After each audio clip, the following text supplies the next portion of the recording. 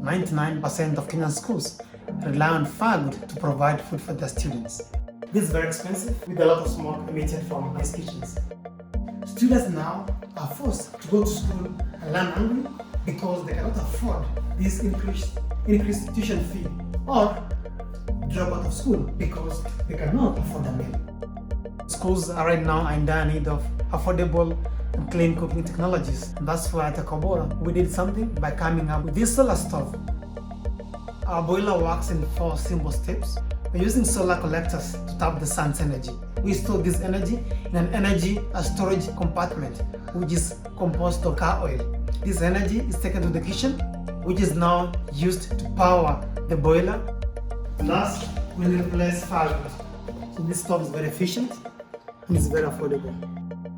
The impact is huge of this technology. We are saving schools more than $15,000 per year.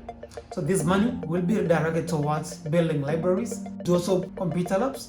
We're going to reduce the emission levels of these schools by 30,000 tons of CO2 emission per year. The cooks will no longer need to spend overnight hours in these kitchens, rather they'll go home and spend time with their families.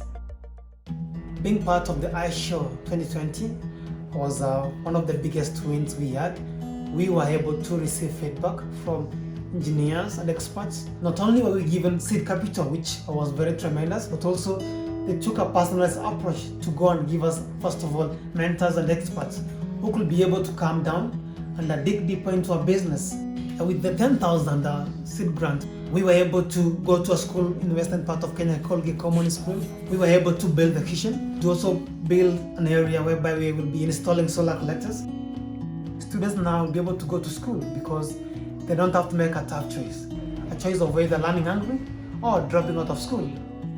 We're able to go to these rural underserved schools who are using solar energy to uplift Kenyan and African schools out of energy poverty.